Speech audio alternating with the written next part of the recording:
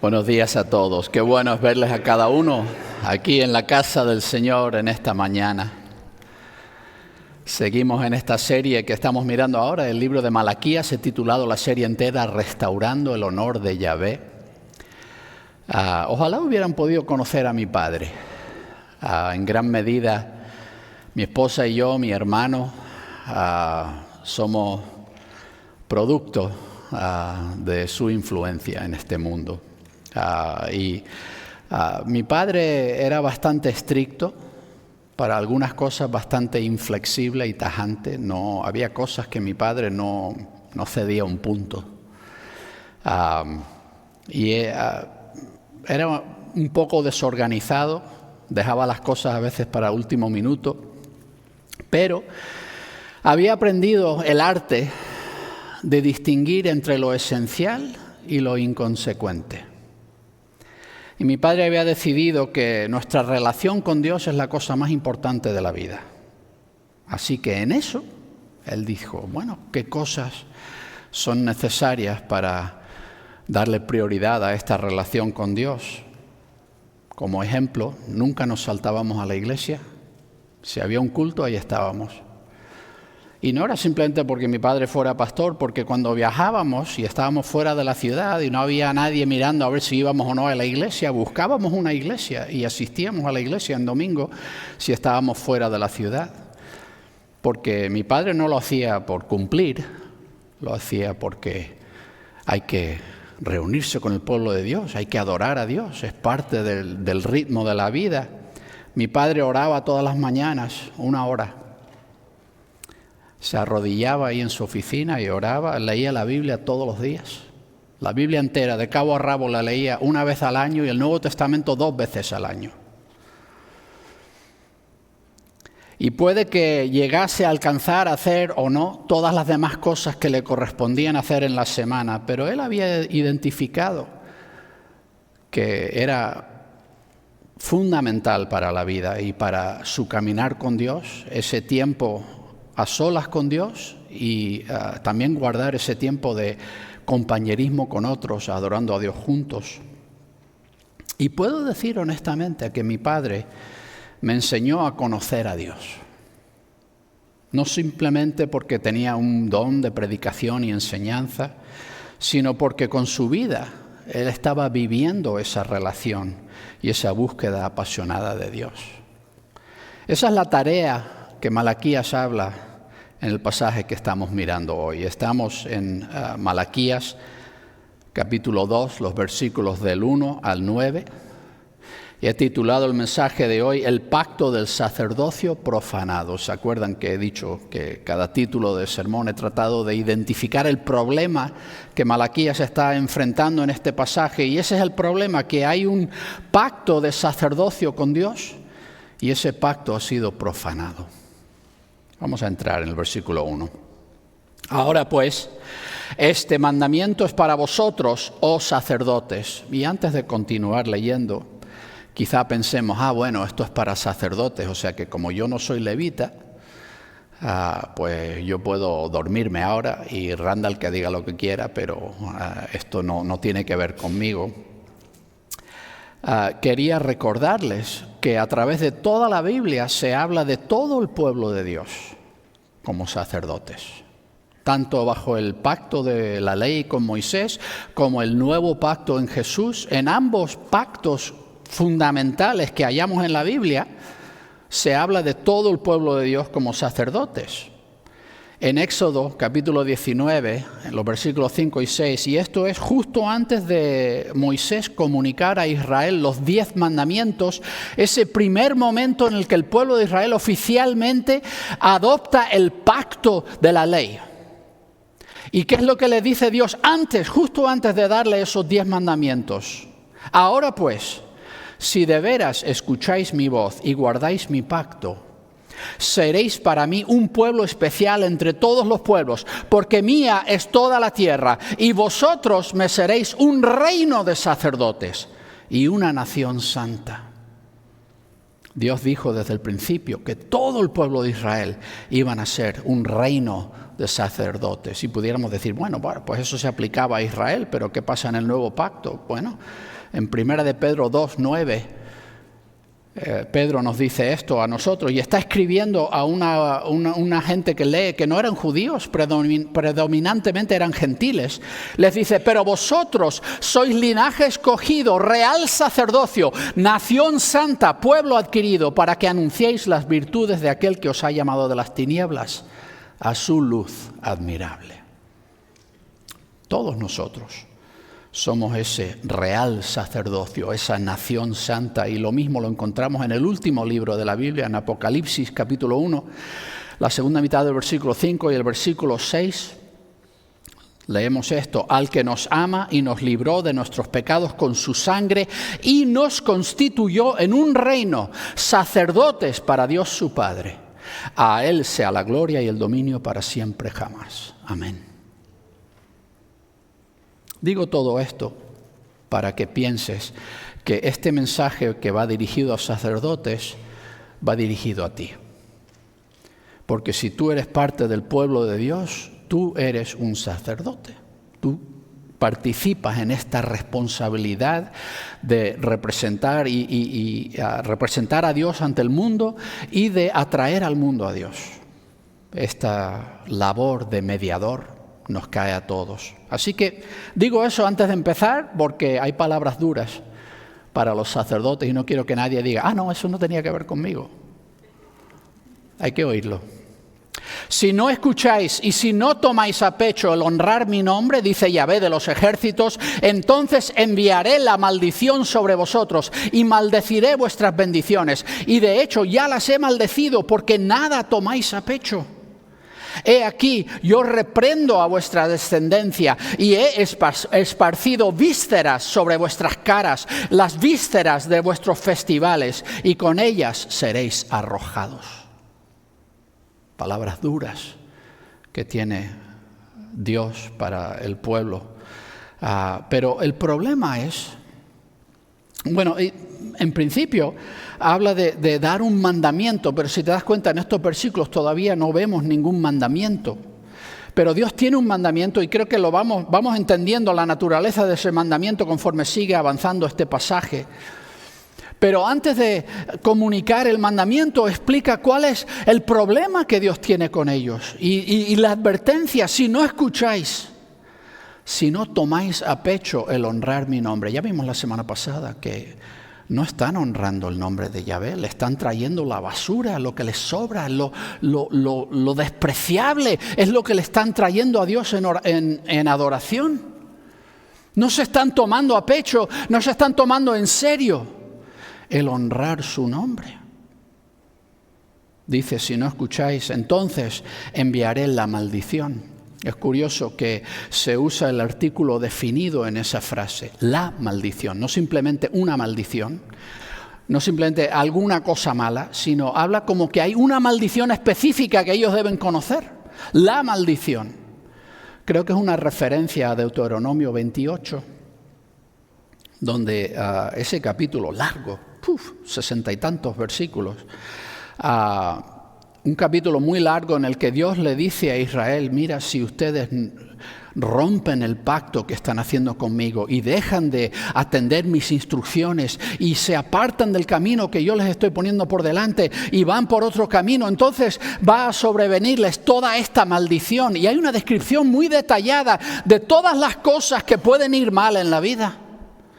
Enfermedad, que la tierra no produzca, que el clima no sea favorable, que no tengas forma de defenderte ante las naciones vecinas que están a tu alrededor, el verte saqueado y llevado lejos de tu tierra natal, todo tipo de calamidad y desastre y no tener lo que necesitas.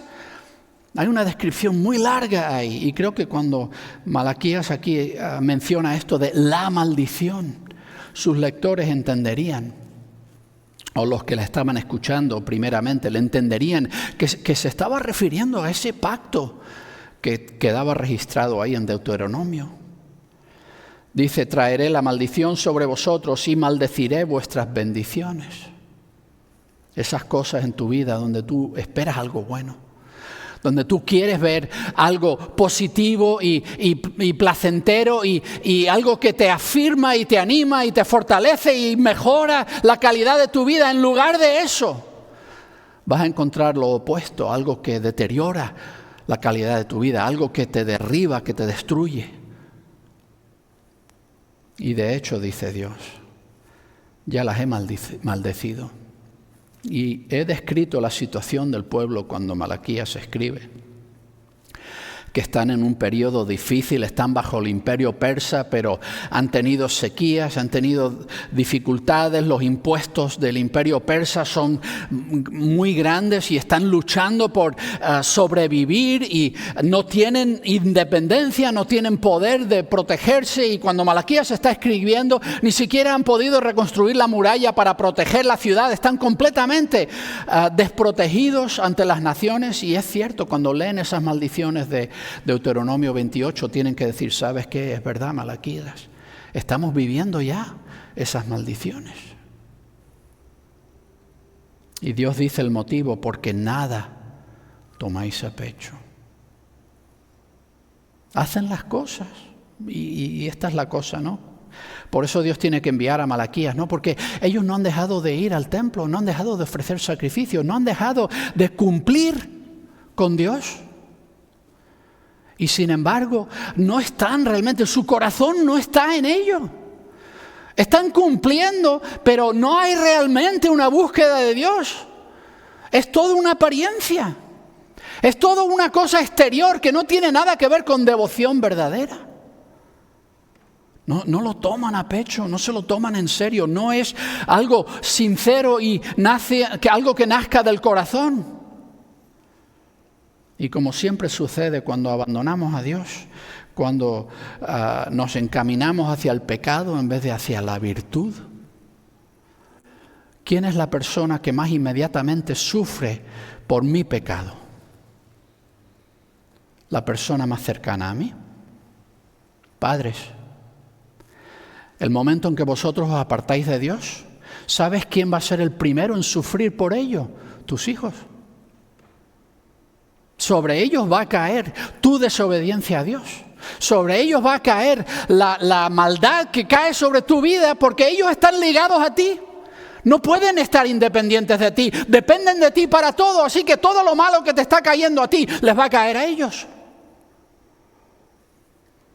Y Dios dice que esta maldición cae también sobre su descendencia. Y Dios usa una imagen muy desagradable. He esparcido vísceras sobre vuestras caras. La palabra hebrea ahí se refiere no simplemente a las vísceras, sino el contenido del estómago y los intestinos. Y es la idea de cuando traen sacrificios, habla aquí de las vísceras de vuestros festivales. Tienen sus festivales religiosos en los que la gente trae animales a sacrificar, estos animales que nadie quiere ni tocar porque están enfermos, es lo peor de lo peor. Esta basura de animales que han estado trayendo en sacrificio. Pero no solo Dios habla de ese animal que uno no quiere ni tocar porque está enfermo, sino ahora cojamos ese animal desagradable y busquemos la parte de ese animal que menos quieres tocar. Las tripas, cuando matas al animal para sacrificarlo, sacas las tripas y esas tripas se llevan fuera a un lugar y se queman. Dios dice, eso es lo que está cayendo sobre vosotros, lo peor de esta burla de adoración que supuestamente me estáis trayendo. Y sobre vosotros cae toda esta inmundicia que estáis trayéndome. Igual que esas vísceras son quitadas del animal y arrojadas fuera y quemadas, vosotros vais a ser arrojados fuera igualmente. Dios describe que cuando nos apartamos de Él y cuando dejamos de honrarle sinceramente, genuinamente, cuando nos quedamos simplemente con la cáscara exterior de la adoración, Dios no lo recibe. Y que la consecuencia inevitable de eso es que caemos bajo maldición. Y esa maldición cae sobre nuestros hijos igualmente. Versículo 4. Así sabréis que yo os he enviado este mandamiento para que permanezca mi pacto con Leví, dice Yahvé de los ejércitos. Mi pacto con él era de vida y de paz, y se las di para que temiera, y en verdad me temió y estaba quebrantado ante mi nombre. Había en su boca verdadera instrucción y no se halló pecado en sus labios. Caminaba conmigo en paz y rectitud y apartó a muchos del pecado. Porque los labios del sacerdote deben guardar el conocimiento y la gente debe buscar instrucción de su boca, porque él es un mensajero de Yahvé de los ejércitos. Dios primero describe lo que debiera ser, y esta es la porción del mandamiento. Esto es lo que deben estar haciendo los sacerdotes de Dios. Los representantes de Dios en este mundo, esto es lo que deben representar y la forma en que deben estar viviendo su vida.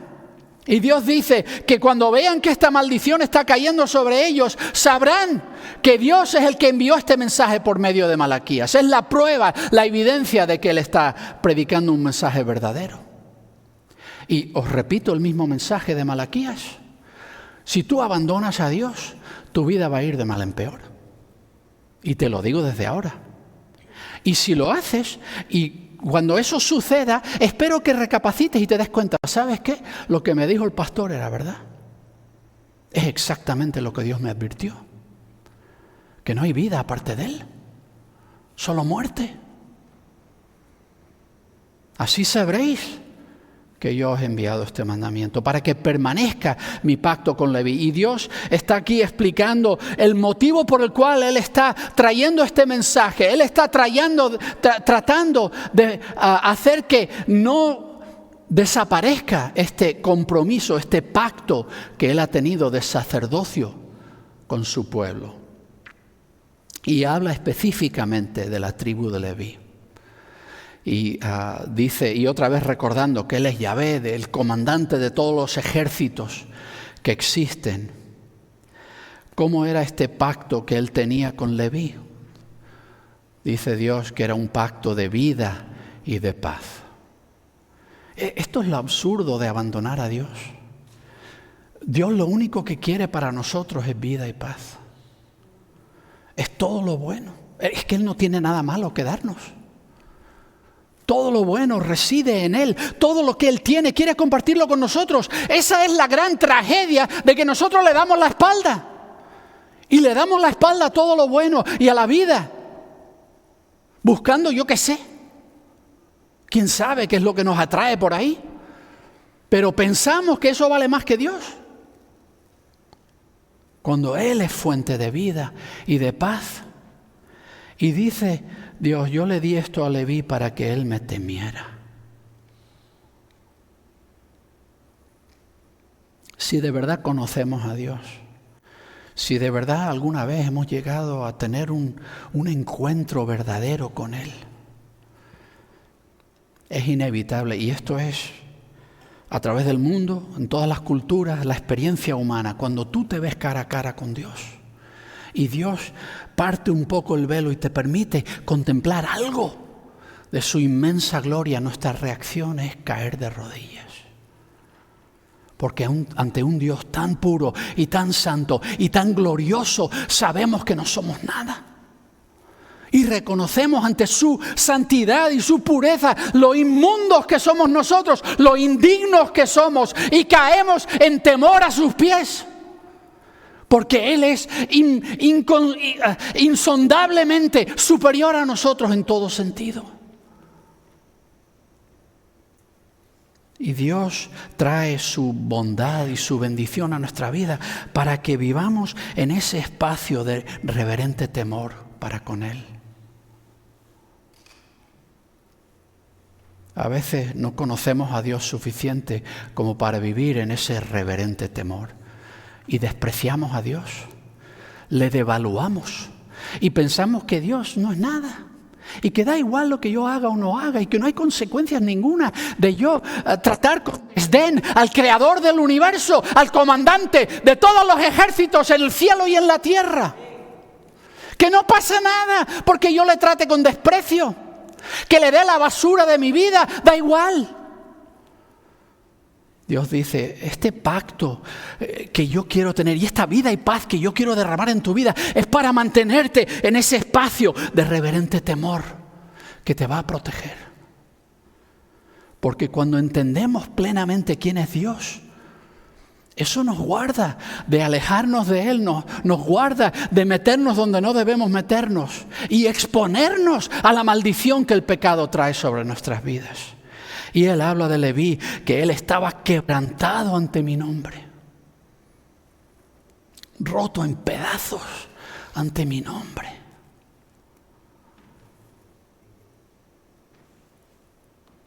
Esto de Dios hacer un pacto de paz, si miramos atrás, hay un pasaje en Números donde habla Dios de hacer un pacto de paz. Y está hablando de uno de los descendientes de Leví. Está hablando de Fineas. Tal vez no conozcan ese nombre. Fineas era nieto de Aarón. Y Fineas entra en la historia. Él realmente viene después de que ha habido en el sacerdocio una actitud de apatía, una actitud de desinterés. Porque Fineas tenía 2 tíos, Nadab y Abiú se llamaban. Y ellos servían en el sacerdocio ahí con Aarón. Aarón era el sumo sacerdote, el hermano de Moisés, y sus hijos servían ahí con él. Pero un día Nadab y Abiú, al parecer, se emborracharon. Y entran ahí al tabernáculo a hacer cosas, y Dios había dado instrucciones muy claras de que el incienso que se debía quemar en el altar de incienso, que estaba puesto justo delante del arca del pacto, justo delante de la presencia misma, lo que representaba la presencia misma de Dios, y debía continuamente estar ardiendo con esta mezcla muy específica que Dios les había dicho de especias aromáticas para levantar un grato olor ininterrumpido ante Dios para cubrir la peste de nuestro pecado, para que fuéramos aceptos a Él. Bien, pues ellos entran ahí y dicen, ¿sabes qué? Estoy harto de oler esto. Voy a inventarme yo una mezcla de cosas aromáticas que creo que va a ser mejor y seguro que a Dios le gusta más. Y se inventan su propio incienso y lo ponen ahí. Y digo que es probable que estuvieran borrachos, porque justo después de lo que sucede ahí, lo primero que Dios le dice a Moisés es, dile a Aarón, mira, cuando entren a servir en el tabernáculo, no beban. Es lo primero que les dice Dios. Bueno, pues ellos hacen esto y ¿sabes lo que hizo Dios? Envió fuego y los mató. Murieron. Pero ¿qué hizo este sobrino de ellos, Fineas, el nieto de Aarón, hijo de Eleazar, uno de los hermanos de Nadab y Abiú? Hubo un tiempo cuando estaban ya llegando al borde del territorio de la tierra prometida y estaban iniciando las primeras partes de la conquista de la tierra prometida. Llegan allí y hay un pueblo vecino que trata de contratar a un mago para que los maldiga,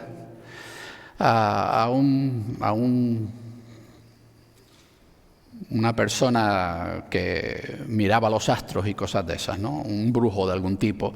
Y Dios no le permite maldecir a Israel. Así que él, pero sí le aconseja, mira, Dios no me ha permitido maldecir a Israel, pero ¿sabes qué? Yo sé lo que puedes hacer. Se llamaba Balaam este hombre. Yo sé lo que puedes hacer para meter en problemas al pueblo de Israel con Dios. Coge a las chiquillas más guapas que tengas, las que están envueltas en nuestro culto de fertilidad y usan la sexualidad como forma de adorar al Baal de Peor, y mándalas ahí para que se hagan amiguitas de los israelitas, y verás que pronto se meten ellos en problemas con Dios sin nosotros tener que hacer nada. Y de hecho hacen eso y lo consiguen. Las chiquillas bonitas aparecen por ahí, les dicen, mira, vamos a adorar al Baal de Peor, y todos muy contentos.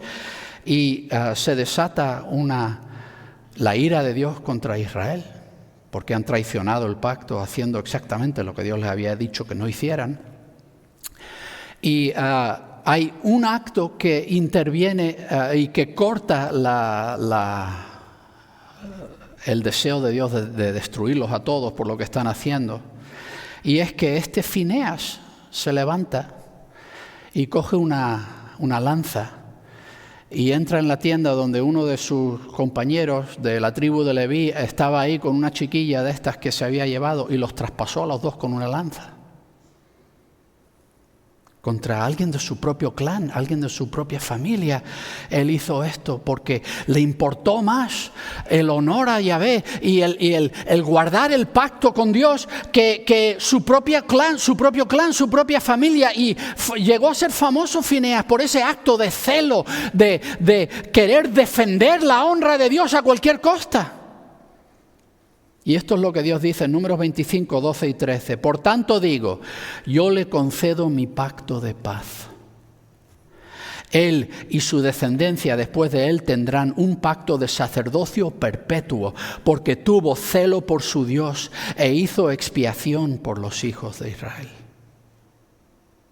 Pero Fineas no solamente mostró este celo y esta pasión por honrar a Dios en ese momento de su juventud. Fineas era de la siguiente generación, y él viene detrás de una generación de tal apatía para con Dios que de toda la generación anterior, incluido su padre, incluidos sus tíos, incluido su abuelo Aarón, incluido Moisés mismo, ninguno de ellos salvo dos, Dios permitió entrar a la tierra prometida. Imagínate Fineas entrando detrás de tal apatía, tal falsedad para con Dios, que Dios excluyó de entrar en la tierra prometida a toda esa generación. Pero Fineas se levantó. Y no solo al principio ahí de entrar en la tierra prometida, él demostró este celo por Dios, sino que permaneció firme a través de todos los años de la conquista, hasta que se establecen todas las tribus firmemente en el territorio de Canaán. Y aún al final de todo, cuando ya las tribus de Rubén, Gad y la media tribu de Manasés han vuelto al otro lado del Jordán, porque ya han terminado la conquista y están estableciéndose al otro lado del Jordán, en ese tiempo oyen que esas tres tribus al otro lado del Jordán han creado un altar y están preocupados. Todo Israel está muy preocupado. ¡Ay, se están apartando otra vez de Dios! Ya han montado un altar rival. No es el tabernáculo, sino otro altar. Y ya van a empezar a adorar a dioses falsos, tal como nuestros antepasados hicieron. Y vamos a volver por la misma historia de antes. ¿Y qué sucede? Pues lo leemos en Josué 22, 13. ¿Sabes quién lidera a un líder de cada una de las otras 10 tribus a ir a confrontarles? Fineas. Fineas, el sacerdote, es el que lleva a todo este grupo de personas a confrontar las tribus de Rubén, Manasés y Gad, para decirles, no se aparten de Dios. Va a haber consecuencias terribles.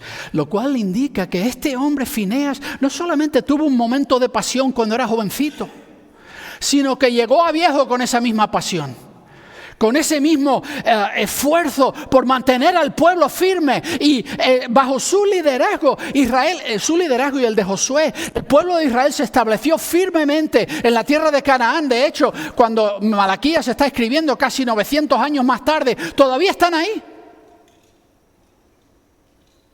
Ese es el tipo de sacerdocio al cual Malaquías está haciendo alusión. Ese tipo de celo, ese tipo de permanencia. Es muy fácil tener un momento de pasión con Dios y venir a la iglesia 3 semanas seguidas ahí, todo contento, cantando. Pero lo que yo quiero ver de ti quiero ver décadas de eso. Quiero ver una vida consagrada a Dios. No 3 semanas. Y el pacto de Dios que Él busca con nosotros es vida y paz, que vivamos en reverente temor, quebrantados ante su presencia. Y Él dice que había en su boca verdadera instrucción. No se halló pecado en sus labios. Está claro que Fineas tuvo esa responsabilidad de instruir al pueblo y fue fiel a través de su vida. Caminaba conmigo en paz y rectitud y apartó a muchos del pecado. Nota que la influencia del sacerdote que se está describiendo aquí, una es la enseñanza que uno está haciendo. Uno enseña a los demás lo que Dios nos ha enseñado a nosotros. Uno comparte con los demás la enseñanza de la palabra de Dios, pero también caminas en esa enseñanza. No basta con hablar de ello, tienes que vivirlo. Te digo una cosa, mi padre era un predicador tremendo. Su enseñanza me formó a mí. Pero eso no hubiera servido de nada si mi padre nunca hubiera buscado a Dios en su vida. ¿De qué sirve la enseñanza si no la estás viviendo?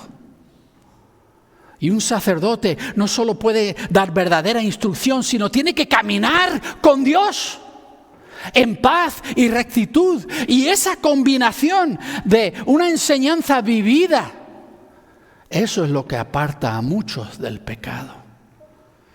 Y no fue hasta después de que la generación de Josué y Fineas murió que el pueblo de Israel empezó a apartarse. Porque alguien después de ellos no mantuvo fuerte ese compromiso. Pero en su vida no se apartaron, porque él se mantuvo firme. Y apartó a muchos del pecado. Y dice Dios, eso es lo que Dios quiere. Yo quiero con mis sacerdotes. Los labios del sacerdote deben guardar el conocimiento. Y cada vez que leo conocimiento, tenemos que aprender en la Biblia, cuando leemos esa palabra, que la forma de pensar del hebreo, cuando decía conocimiento, es diferente a la forma en que nosotros pensamos. Porque nosotros somos descendientes culturales de Alejandro Magno. Somos pensadores griegos. Y para nosotros conocimiento es algo que tú lees en un libro y lo archivas en tu cerebro como información y ya está. Pero para un hebreo, conocimiento es algo vivido.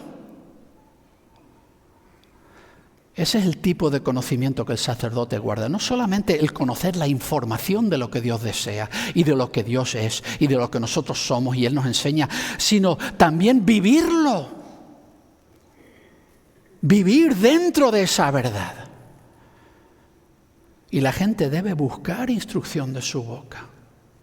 Si tú sigues a Jesús, la gente tiene derecho a venir a ti y decir, quiero saber de Dios. Enséñame. ¿Es tu responsabilidad? No le cae a otro. Si tú eres un seguidor de Jesús, si tú le recibes como Señor y Dios de tu vida, tú eres sacerdote. Y la gente tiene que poder venir a ti y buscar instrucción de tu boca. Y te corresponde a ti conocer la palabra de Dios. Te corresponde a ti obedecerla y vivirla, para que cuando la gente venga preguntando tengas algo que decirles. Porque un sacerdote es mensajero de Yahvé de los ejércitos, este Dios que gobierna el universo. Somos mensajeros suyos. Y vivimos en un mundo de gente que desesperadamente necesita conocer de Él. Tristemente esa no es la situación actual en la cual escribe Malaquías. Versículo 8, pero vosotros os habéis apartado del camino. Habéis hecho tropezar a muchos con vuestra instrucción. Habéis corrompido el pacto de Leví, dice Yahvé de los ejércitos, y por eso os he puesto como a quienes son despreciados y viles delante de todo el pueblo, por cuanto no guardáis mis caminos y hacéis distinción de personas en vuestra instrucción. Tristemente, cuando Malaquías escribe a un grupo de personas que se han apartado. No han dejado de ir al templo, no han dejado de ofrecer sacrificios, no han dejado de cumplir todos los rituales, pero se han apartado. Y en vez de ayudar a la gente a apartar a muchos del pecado, han hecho totalmente lo opuesto. Su hipocresía y su falsedad ha sido causa de tropiezo para muchos. Y ha hecho tropezar a muchos. Y ese pacto de Leví, que debía ser algo santo y algo puro y algo noble, lo han corrompido. Una de las cosas más dolorosas para nosotros, los que seguimos a Jesús, es la realidad de que en el mundo en que vivimos hay muchos que profesan ser de Jesús, que las cosas que están haciendo y viviendo y diciendo no reflejan correctamente a Jesús. Y muchas veces la gente se queja de los cristianos, y con razón, porque los que dicen ser cristianos están haciendo cosas despreciables, abusando de otros, tratando a unos de una forma y a otros de otra, explotando a los demás para beneficio propio, usando el nombre de Dios para enriquecerse a costas de los pobres, prometiéndoles no la bendición verdadera de Dios, sino que van a ser ricos. Y alimentando no un espíritu de servicio y sacrificio, sino alimentando un espíritu de avaricia y de egocentrismo. Y muchas veces la gente, diciendo ser cristiana, atraen a las masas porque el corazón perdido no quiere más que avaricia. Y si la promesa es Dios te va a hacer rico, viene todo el mundo corriendo y dan lo que sea para conseguir lo que quieren. ¿Qué tiene eso que ver con el Dios de paz? ¿Qué tiene eso que ver con la santidad que Él refleja y el sacrificio que Él pide de nosotros?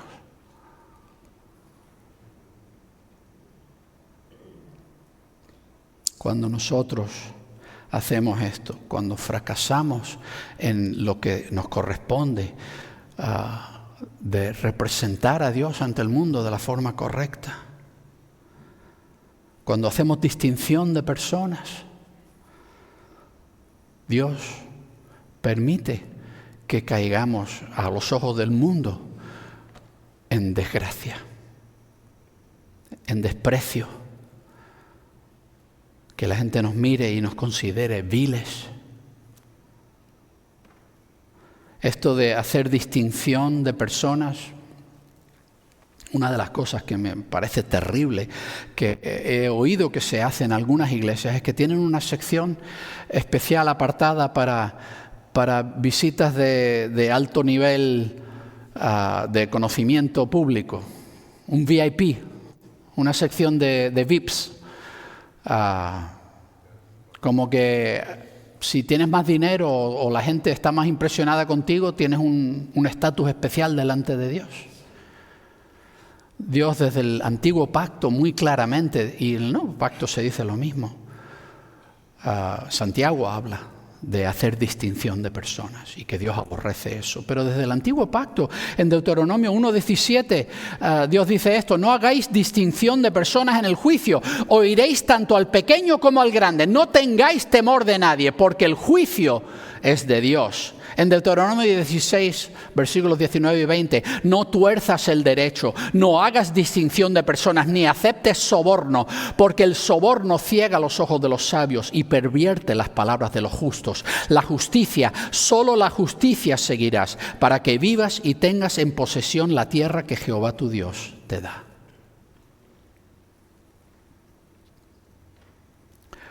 Dios deja aquí muy claro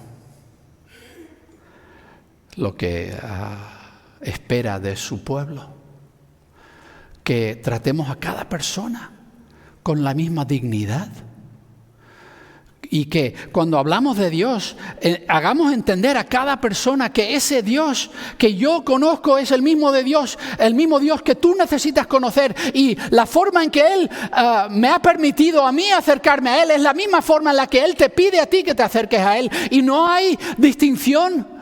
Por ser rico Dios no te da favores especiales, descuentos especiales, y por ser pobre no te ignora ni te desprecia. Y como representantes de Dios tenemos que hacer un esfuerzo por honrar a cada ser humano que Dios pone en nuestro camino de la misma forma. No distinguir entre unos y otros, No despreciar al que cae fuera del círculo de los que nos interesa a nosotros.